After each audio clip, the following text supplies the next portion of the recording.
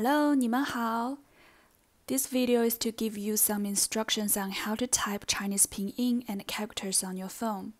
I will also introduce some key functions of WeChat that might be useful for our study. So let's first start from typing pinyin and characters. The first step is to add Chinese keyboard to your device. To do this, you need to go to Settings, then hit on General, scroll down a little bit, and you can find Keyboard. You see, I have already had 4 different kinds of keyboards here. Let's see what they are. So, of course, I have already had English, and I also have emojis because it's very funny to express your feelings and emotions with them. And then you can find I have 2 different Chinese keyboards. One is the QWERTY pinyin keyboard and another is the 10-key pinyin keyboard. So for our study, the QWERTY pinyin keyboard is a must, and the 10-key pinyin keyboard is optional. I will explain it later. If you can't find the QWERTY keyboard, maybe try the AZERTY keyboard. So this one, AZERTY. Okay, and then you can change it to the QWERTY layout. I prefer using the QWERTY layout because it's the same with the keyboard of my PC. I'm just more used to it. But you can obviously opt for your preference. If you prefer AZERTY keyboard, that's fine. So now you have already added a Chinese keyboard to your device. Let's try typing something on WeChat. Now go to your WeChat and select the QWERTY keyboard. So here it is. Let's type 你好 for hello in characters. So you just type the pinyin NIHAO. You can see the keyboard offers several options and you just need to select the correct characters. The first one is the correct one. Okay, and you can also choose from a range of stickers expressing the meaning of the word you are typing out.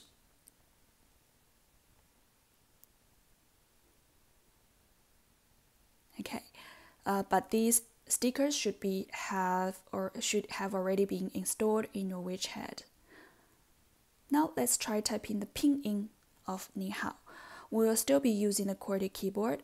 So first type in, and we know the tone mark of 你 is marked on the vowel I, so you need to press and hold on I, and this will prompt up a menu that you can choose the correct tone. So let's choose the 3rd tone.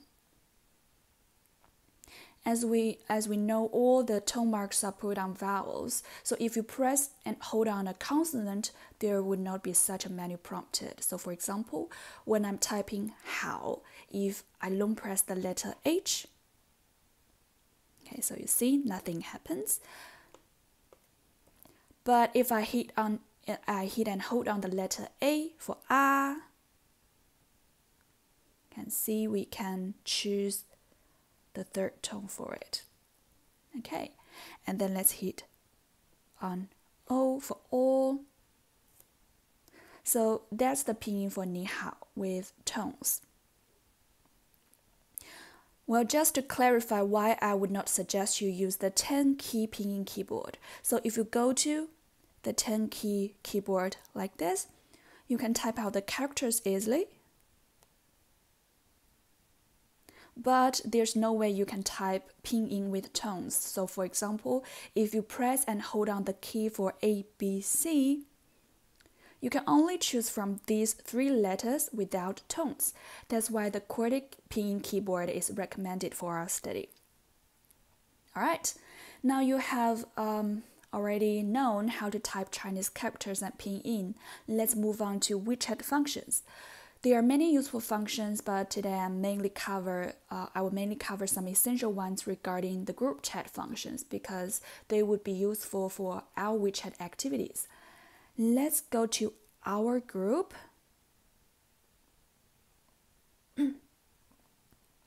So this is the chatting window for our group chat. You can hit the little icon in the top right corner, which will bring you to the settings of our group. And here are our group members on the top. Scroll down a little bit, and now let's first look at the button for search history. Hit on search history. You can see here are several filters. I think files are very useful because you can see all the uploaded slides and also important information, files, documents, and sometimes I will upload guidelines for our homework here as well. All right. I think photos and videos are also important because sometimes I will give you screenshots on WeChat and you can check them here as well. All right, now let's go back.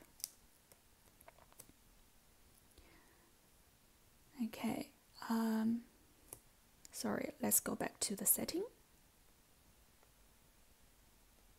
So below the search history, you can find 3 functions that you can choose to turn on and turn off. I would suggest you turn off mute communication because you may miss some important course information and my notifications if you turn it on. And the next one is sticky on top. So this function means our group chat will be sticky on the top of the home page of your WeChat. Let me show you. So if I go back to my home page, I have all the groups related to our course sticky on top, which are darker, as you can see, than those normal groups or chatters. All right, now let's go back to our group setting. So the one following sticky on top is Save to Contacts. I strongly recommend you to turn it on because if you don't, you will not be able to find this group later if no one speaks in the group. So please save it to Contacts. Okay, and now is my aliasing group. So please change your alias into the format English name, Chinese name, and pinyin. If this exceeds the word limit, you can just put the characters and pinyin name there. And changing my alias in the group only means your name in this group is changed. It doesn't change your WeChat name, so don't worry. Okay, and please turn on-screen names on so that we know who the person is when someone is speaking in the group. Because some of us have not uploaded a profile photo yet, and it's really hard to recognize the speaker if on-screen names are off.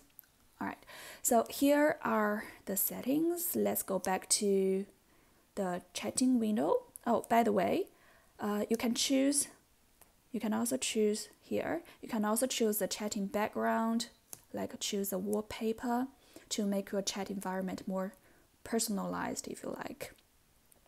All right, let's go back to the chatting window. So let's hit on the little plus icon in the bottom right corner, which will bring you to a menu like this. So another useful function I'd like to introduce to you is the favorites, which is here with an icon like a little storage box. So you can store all the information that you think useful or important for you. Excuse me.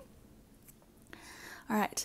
So, for example, if you think this message I sent to you on the screen, shown on the screen here right now, is very important for you, you can long press this message and then hit on the little triangle on the right and choose Add to Favorites. So add it.